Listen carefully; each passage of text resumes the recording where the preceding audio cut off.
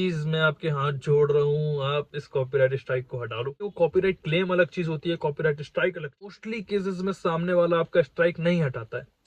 दूसरी चीज, copyright strike अपने आप नहीं हटता है 90 दिन बाद भी।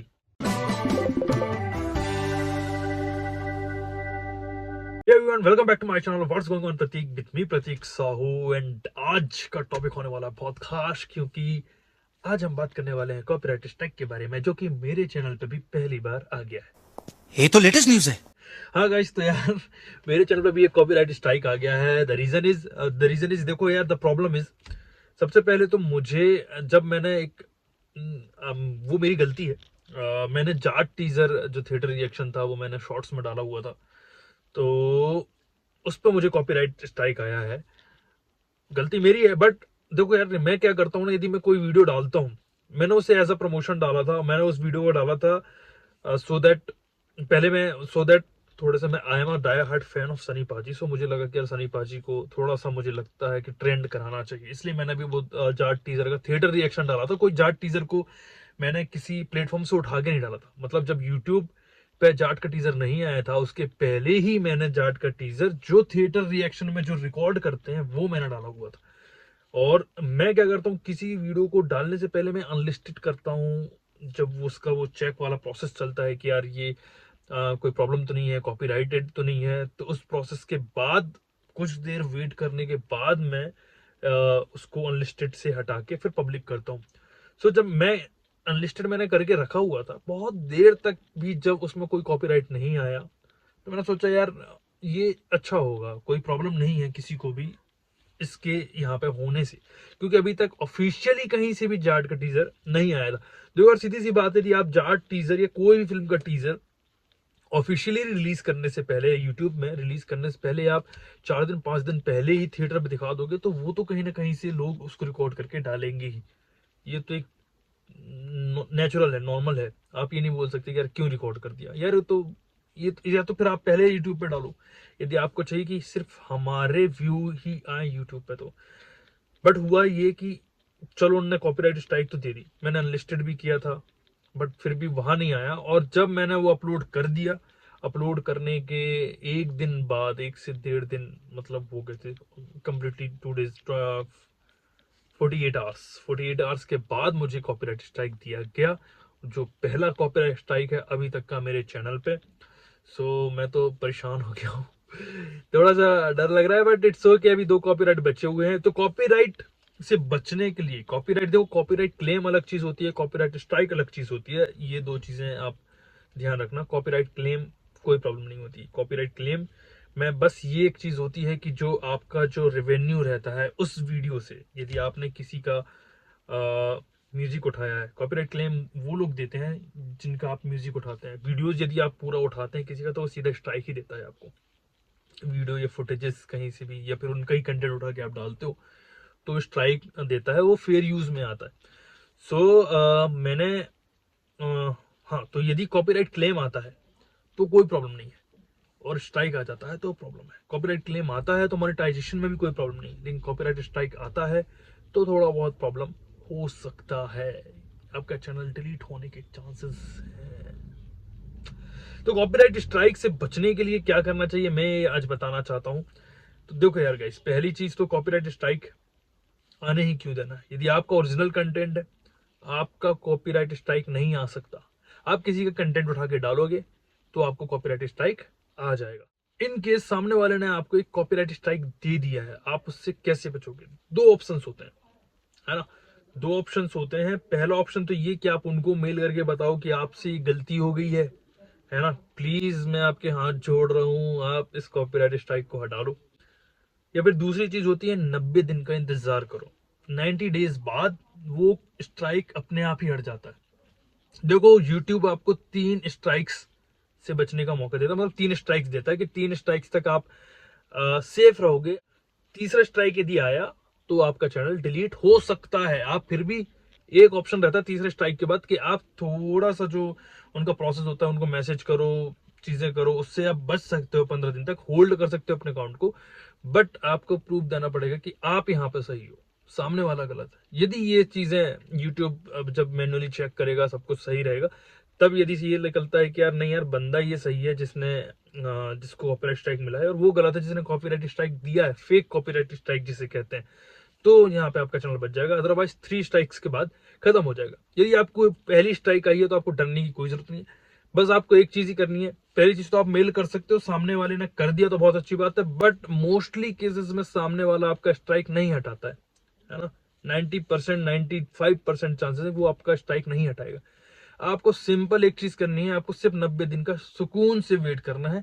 आपको अपना ओरिजिनल कंटेंट डालते रहना है, कहीं से भी गलती ये नहीं करना कि किसी का कंटेंट को उठा के आप डाल दो। दूसरी चीज, कॉपीराइट स्ट्राइक अपने आप नहीं हटता है 90 दिन बाद भी। आपको कॉपीराइट स्ट्राइक के नीचे एक कॉपीराइट स्कूल करके आया होगा, उस कॉपीराइट स्कूल को अटेंड करना पड़ता है। वो स्कूल है, आप स्टूडेंट हो। अब आपको यूट्यूब वहां पर सिखाएगा कि आपको क्या क्या चीजें नहीं करनी है। एक वीडियो होता है, उस वीडियो को आप देखो, उसमें आपको फिर बताएगा कि भैया आपको ये चीजें नहीं करनी है, ठीक है, ये कॉपीराइट गाइडलाइंस के तहत आता है, फेयर यूज पॉलिसी के तहत आता है। उसके बाद जब आप स्कूल अटेंड करते हैं तो आपको एग्जाम देना पड़ता है। कॉपीराइट स्कूल में आपको एक एग्जाम देना पड़ेगा, ठीक है। उसमें फिर जो क्वेश्चंस पूछे जाएंगे, आपको उन क्वेश्चंस के सही सही आंसर देना है। बट इस एग्जाम की एक खासियत है कि आप यदि गलत आंसर भी दे देते हैं तो आपको फेल नहीं किया जाता, आप वापस से रिपीट कर सकते हो। कॉपीराइट स्ट्राइक आने के बाद आपको कॉपीराइट स्कूल अटेंड करना बहुत जरूरी है, नहीं तो 90 दिन बाद भी आपका स्ट्राइक नहीं हटेगा। तो 2 चीजें ध्यान रखिए। पहली चीज तो 90 दिन का इंतजार कीजिए, है ना। दूसरी चीज, आप उस बंदे को मेल कर दीजिए जिसने स्ट्राइक दी है, ठीक है। और 90 दिन तक आप सुकून से इंतजार करो, वेट करो। कोई भी ऐसी गलती मत करो कि कोई प्रॉब्लम आ जाए और आपको एक और स्ट्राइक मिल जाए। और कॉपीराइट स्कूल जरूर अटेंड करो, ठीक है। अगर कॉपीराइट स्कूल में कुछ क्वेश्चंस पूछे जाते हैं जिनका आंसर आपको नहीं आता है, तो आप गूगल पे सर्च कर सकते हो कि 2024 में कॉपीराइट स्ट्राइक से रिलेटेड कौन कौन से क्वेश्चन पूछे जा सकते हैं कॉपीराइट स्कूल में। उसके बाद आप उन आंसर्स को देख के भी फिल कर सकते हो। आप दूसरे टैब पे खोल लो और आप उसको फिल कर सकते हो। बाकी थोड़ी बहुत प्रोसेस मैं बताता हूं आपको, है ना। चलिए देखते हैं कि मैं अपना कॉपीराइट स्कूल कैसे अटेंड करता हूं।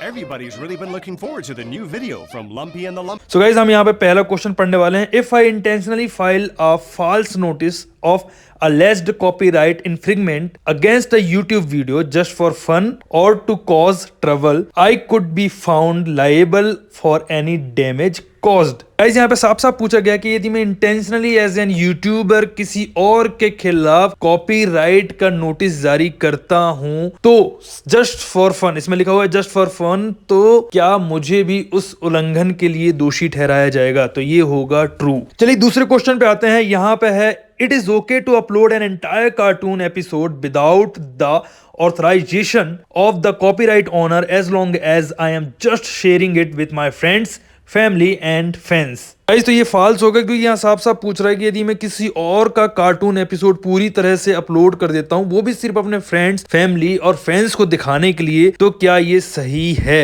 मैं सही होऊंगा? तो ये फॉल्स है क्योंकि मैं सही यहाँ पे नहीं होऊंगा, ये गलत है। गाइस यहाँ पे तीसरा क्वेश्चन आता है कि if the original creator of the copyrighted work has died, the work is no longer protected by copyright. अगर किन्हीं कारणों से कि जो क्रिएटर है, जिसका वो वीडियो है जो कि यूट्यूब पे पड़ा हुआ है, उसकी मृत्यु हो जाती है, तो उसके वीडियो कॉपीराइट के तहत प्रोटेक्ट नहीं किए जाएंगे। गलत, उसके वीडियो तब भी कॉपीराइट के तहत प्रोटेक्ट किए जाएंगे। सो यहाँ पे होगा फॉल्स। सो गाइस यहाँ पे एक फोर्थ क्वेश्चन भी था जो कि किसी ग्लिच की वजह से रिकॉर्ड नहीं हो पाया है, तो वो था all uses of copyrighted content without permission of the owner are considered copyright infringement. इसका मतलब है कि कॉपीराइटेड कंटेंट ओनर की परमिशन के बिना यूज करना कॉपीराइट का उल्लंघन माना जाएगा। ये पूरी तरह से गलत है क्योंकि हम किसी भी के वीडियो का थोड़ा बहुत भाग यूज कर सकते हैं विदाउट उसकी परमिशन। हाँ, हम पूरी तरह से उसके वीडियो को यूज नहीं कर सकते हैं क्योंकि ये कॉपीराइट का उल्लंघन होगा। सामने वाला आपको स्ट्राइक दे सकता है, बट छोटे छोटे पार्ट्स, कोई भी चीज हो, कुछ सेकंड्स के लिए हम यूज कर सकते हैं। तो यहां पे आएगा इसका आंसर फॉल्स, क्योंकि ये कॉपीराइट का उल्लंघन नहीं है। ओके गाइज, आई होप कि आपको सारे आंसर्स मिल गए होंगे और आप यहाँ देख सकते हैं कि यहाँ पे मेरा कॉपीराइट स्कूल पूरा होता है और सारे ही आंसर मेरे करेक्ट होते हैं। यदि आपको आंसर्स नहीं समझ में आ रहे हैं, क्वेश्चंस नहीं समझ में आ रहे हैं, तो आप गूगल पे कॉपीराइट 2024 के क्वेश्चन एंड आंसर्स की लिस्ट देख लीजिएगा, वहां आपको सारी जानकारी मिल जाएगी। सो गाइज, आई होप कि आपको सब कुछ क्लियर हो गया हो। टेंशन मत लो, एक स्ट्राइक 2 स्ट्राइक से कुछ नहीं होता है, बट तीसरा स्ट्राइक नहीं आने देना है। कोशिश करना कि 90 दिन तक आपकी कोई भी गलती ना हो, कुछ भी गलती नहीं करना। 90 दिन बाद वो अपने आप ही हट जाएगा, ठीक है। और फेक कॉपीराइट स्ट्राइक कोई देता है तो टेंशन मत लो, वो कहीं ना कहीं यूट्यूब देखता भी है यार, समझता है वो कि यार बंदा मेहनत कर रहा है और किसी ने फेक कॉपीराइट स्ट्राइक दे दिया, तो वो उसका सॉल्यूशन यूट्यूब करेगा, ठीक है। और बाकी चीजें बताने के लिए तो मैं बैठा हूं, आपका प्रतीक साहू। आगे इसी तरह के वीडियो में लाता रहूंगा, आप लोगों को ज्ञानवर्धक बातें बताता रहूंगा। Till then, goodbye, take care, जय हिंद। अभी नहीं बोलूंगा, पहले मैं बोलूंगा कि यार मेरे चैनल को सब्सक्राइब कर दो, लाइक कर दो यदि ये वीडियो पसंद आया हो तो। और मैं आई होप कि मैं ऐसे ही वीडियो बनाता रहूं, एक नॉर्मली अंदाज में, आपको बिना डराए कि कैसी चीजें होती हैं, कैसे यूट्यूब वर्क करता है। बस हो गया यार, चलो चलता हूं मैं। Okay, goodbye, take care, जय हिंद। देखते रहिए what's going on Prateek with me Prateek Sahu. ओ भाई, आगे बढ़ाओ गाड़ी।